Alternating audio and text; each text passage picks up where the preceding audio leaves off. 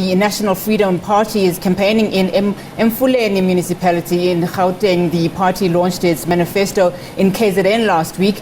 Let's cross to SABC News reporter Zoleka Kodashe. Now, Zoleka, thanks so much for your time this afternoon. I could imagine a difficulty for the party, campaigning just 15 days before the elections without their late founder, Zanele Magwaza Msibi. Talk to me about what's expected to happen there this afternoon.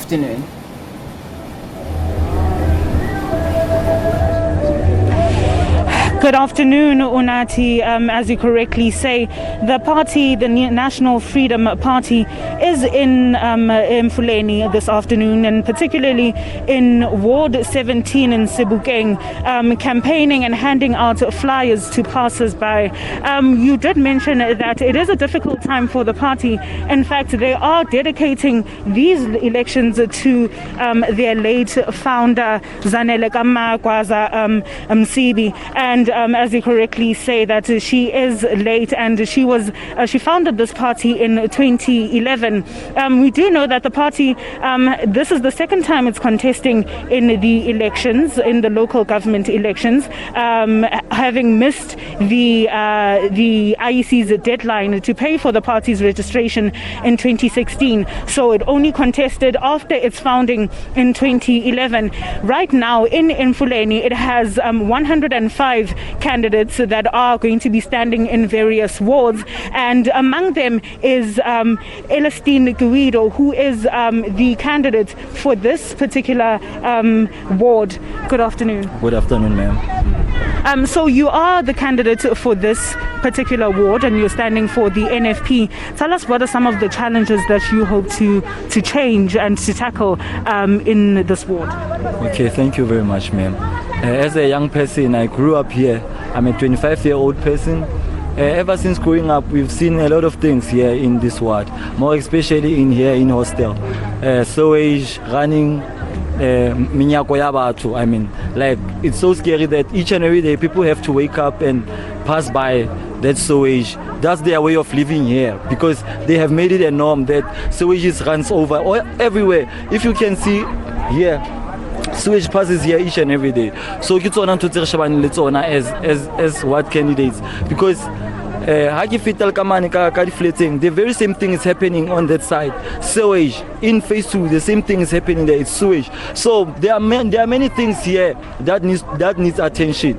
The lighting here, there are no lights at night. It's very dark. People get marked each and every day, but there are polo lights that just needs to be fixed.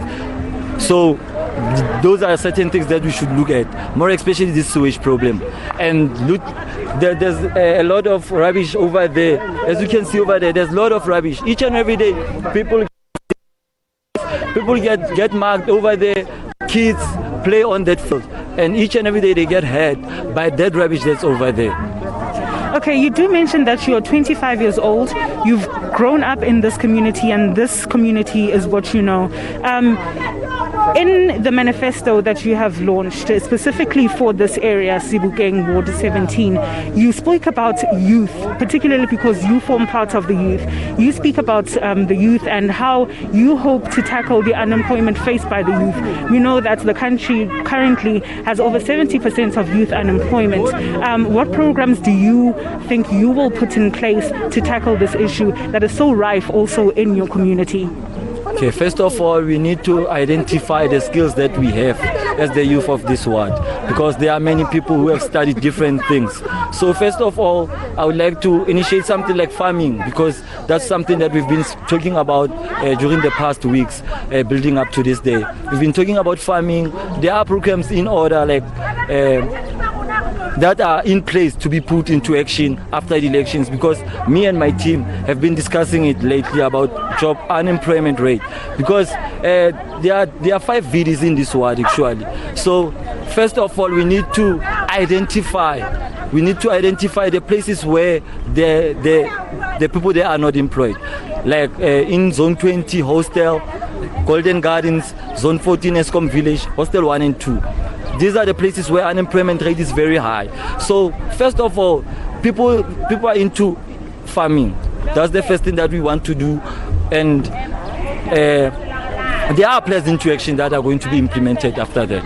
Yes, ma'am. You mentioned the sewage problem, and this has been one of the issues that has been highlighted by community members, saying that there is a community member that has said that her child died as a result of the sewage problem. We know that the South African Human Rights Commission has also said that the Vaal River is contaminated, and that is a violation of human rights, given the fact that 19 million people rely on that water for various reasons. As a councillor in this ward, how do you plan to tackle that?